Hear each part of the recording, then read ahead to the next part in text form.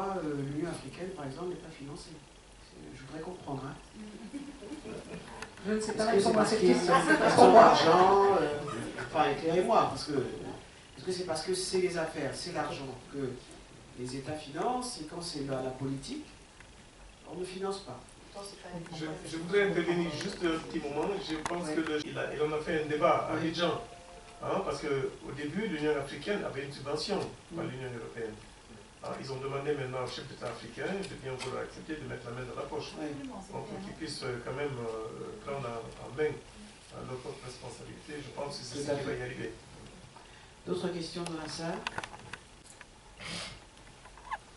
Ça aujourd'hui, dans les grands contrats d'investissement, il y a cette volonté d'introduire ce qu'on appelle des normes de développement durable par la voie contractuelle, qui n'est pas par la voie institutionnelle. Mais ça reste encore ce qu'on appelle la compétence territoriale des États. Ce type de contrat quasi développement durable a un sens particulier. Le reste, ce sont des déclarations politiques et pour se faire annoncer, pour être sincère, mais bon. Dans le minier, il faut observer qu'on a beaucoup de codes miniers en Afrique. Il y a une évolution vers, bien sûr, des études d'impact environnemental et social beaucoup plus approfondies. Une production dans beaucoup notamment dans le dernier code de la Guinée, il y a tout un chapitre, enfin on a négocié en décembre, jusqu'au mois de décembre avec votre gouvernement, sur toutes ces histoires de normes internationales à respecter, etc. etc. Et ensuite, mais ça c'est au niveau national, parce que chaque pays adopte son code minier ou sa loi minière. En revanche, et là, chez vous, là, CEMAC, vous ne l'avez pas fait, alors que l'UEMOA l'a fait. Il y a quand même un code minier qui est communautaire, c'est-à-dire qui comprend, enfin l'UEMOA, à l'occurrence, ça c'est en dehors de WADA, hein, donc il ne faut pas confondre bien sûr avec le WADA. C'est au niveau du UEMOA, et vous avez des normes qui sont en matière notamment de développement durable. Il y a un nouveau code en projet actuellement au niveau de l'UEMOA, un code minier, qui renforce notamment, enfin le projet, enfin, ce qui sera adopté on verra, renforce justement ces discussions de développement durable.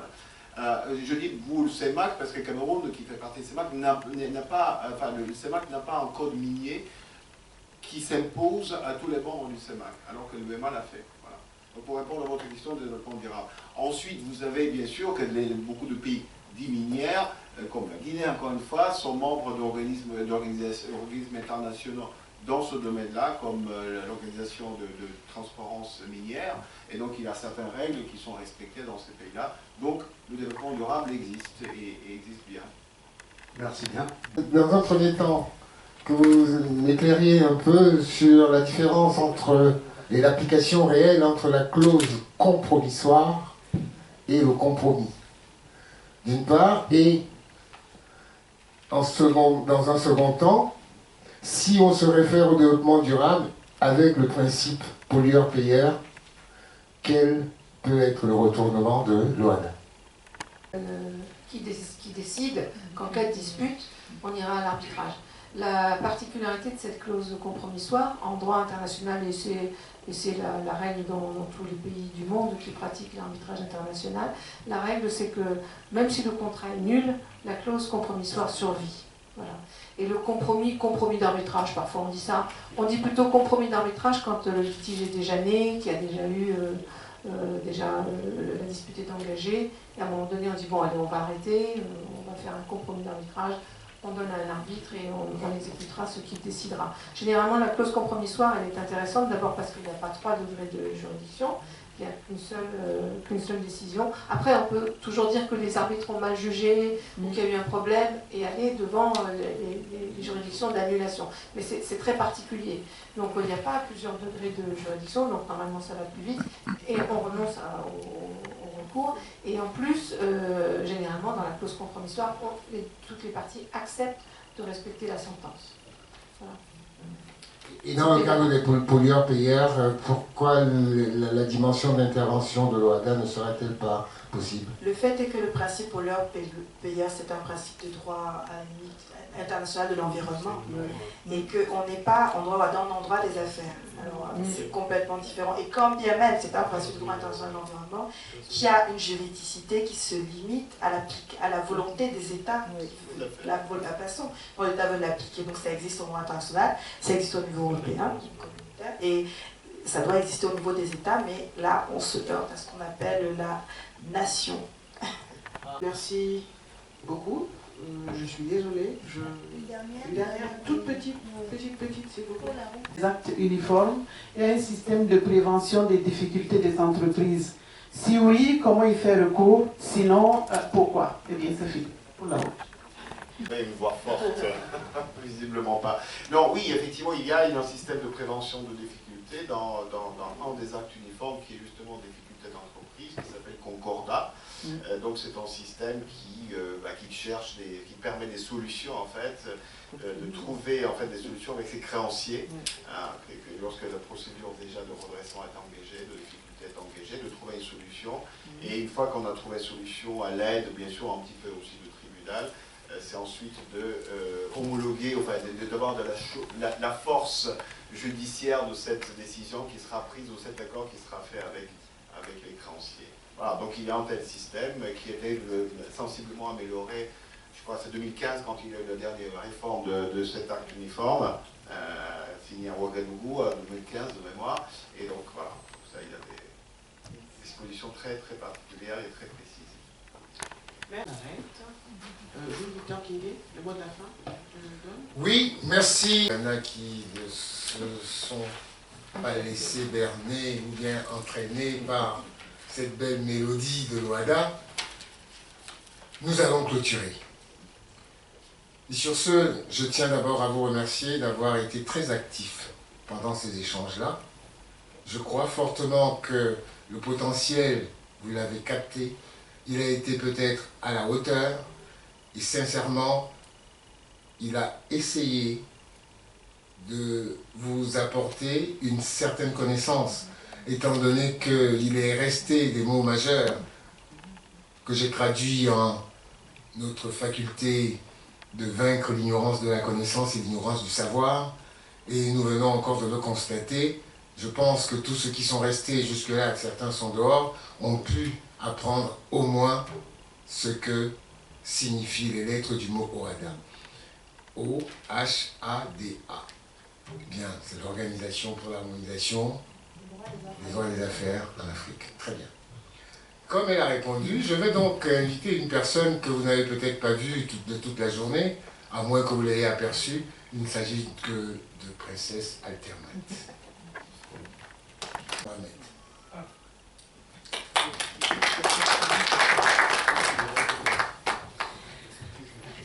Merci beaucoup. Merci maître. Merci d'être venu. C'est la deuxième fois que ce thème de l'OHADA revient parce qu'il y a vraiment un réel besoin. Donc tous les ans, il y aura des questions, il y aura aussi toujours les intervenants qui maîtrisent ce sujet. Merci à toutes les délégations qui sont restées jusqu'au bout. Le parrain m'a chargé de présenter ses excuses. Il devait venir, mais il a été empêché. Donc on se verra demain pour la remise des GIFADOR qui on donne tous les ans aux entrepreneurs, aux personnalités, aux hommes et aux femmes qui promeuvent le continent africain au niveau national et international. Nous sommes là avec cette organisation, nous sommes ici et nous travaillons en harmonie, en synergie avec d'autres associations, avec des personnes physiques, avec des entrepreneurs. Et je vous invite à venir rejoindre cette organisation qui, on ne peut pas dire que nous avons tout le savoir ou bien nous maîtrisons tout le savoir, mais le peu que nous pouvons vous apporter avec vous, parce que c'est un partage, c'est toujours un réel plaisir. Merci aux partenaires, à M. Simonet, aux partenaires fidèles, parce qu'il n'y en a pas beaucoup, et à les partenaires fidèles. Et comme toute organisation, nous avons besoin de dons, nous vivons de ça. Nous n'avons pas de subvention, nous avons besoin de votre aide physique, nous avons besoin de votre participation. Par exemple, tous ces panélistes qui sont passés, ils n'ont pas été payés. C'est aussi une façon d'apporter aussi leur apport pour que la maison tienne toujours. Donc chacun peut apporter quelque chose à son niveau. Vous pouvez être panéliste et puis aussi donateur, hein, pourquoi pas, n'est-ce pas, maître? Donc nous sommes là Et c'est un réel plaisir que je vous redonne rendez-vous. Comme chaque année, le deuxième week-end du mois de juin se tient les fêtes des femmes. Donc, notez dans vos agendas pour 2018. Mais 2017 continue. Demain, la remise de GIFA d'or. Et dimanche, nous allons aussi honorer ces Africains qui ont donné leur vie pour la France, que j'appelle les tirailleurs africains. Et cette année, on va honorer les tirailleurs burkinabés. Très peu de gens le savent, mais il y a eu beaucoup de Burkinabés qui ont participé à la guerre de 39, de 14-18 et 39-45. C'est une façon aussi de rendre hommage. Ça se passera sous l'Arc de Triomphe dimanche à 17h45. Ceux qui ont le temps, venez. Et je profite aussi de l'occasion parce que tous les ans, on a un parrain et une marraine. Donc cette année, c'était comme toujours le parrain M. Compaoré. Et on a invité un deuxième parrain, M. Soro, qui n'a pas pu venir vu son emploi du temps et la situation de la Côte d'Ivoire. Donc je vais vous présenter, j'ai cet honneur-là, peut-être que je vais laisser ça à JV, de vous présenter le parrain 2018. Donc je vous dis à très très bientôt. Merci. Un dernier mot, je dis toujours que c'est moi qui suis devant, mais derrière moi il y a vraiment une équipe formidable. Et si GIFA fonctionne, c'est parce que cette équipe est là. J'ai une chance énorme d'avoir cette équipe, donc je vais vous demander de les applaudir. Claire, tu viens nous retrouver. Patricia, tu viens nous retrouver. Alors, c'est l'équipe qui est encore là. Kaïdje, tu viens nous retrouver.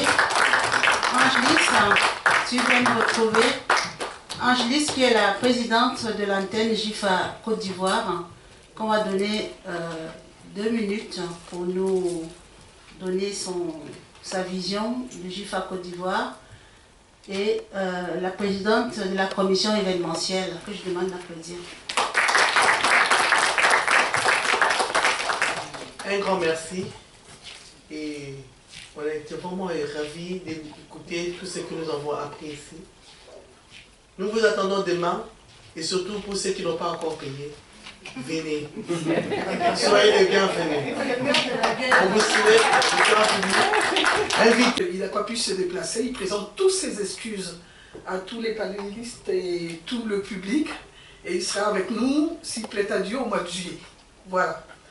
Alors le GIFA, l'antenne Côte d'Ivoire, c'est un nouveau bébé qui a été mis en place par la volonté de Princesse et toute l'équipe du GIFA. Tout ce que je peux vous dire, c'est que apprêtez-vous à venir en Côte d'Ivoire pour le prochain forum qui aura lieu. Et voilà, il aura de belles perspectives, un grand réseau qui va se mettre en route, d'Ivoiriens et d'hommes d'affaires ivoiriens. Et donc, pour le prochain forum, vous serez invité en Côte d'Ivoire. Voilà, merci d'être là. On dit toujours le meilleur pour la fin. J'aimerais vraiment qu'on applaudisse Maître Castellane, qui est toujours là et qui accepte toujours nos invitations. Merci Maître. Demain au Salon Hoche à 19h. Donc venez un peu plus tôt. Je laisse le soin, on donne à César ce qui est à César, n'est-ce pas? Monsieur le coordinateur du plan 7. Merci. Merci, on ne va pas dire que c'est un mariage et puis on ne va pas se quitter, on va rester ensemble longtemps, je veux bien, si vous le voulez aussi, mais vous êtes déjà là et demain aussi vous serez là. Après-demain, je compte sur vous. Alors dites-moi quand est-ce que je ne peux pas compter sur vous? Personne n'a rien dit. Vous êtes les bienvenus, restez les bienvenus et revenez toujours. Merci.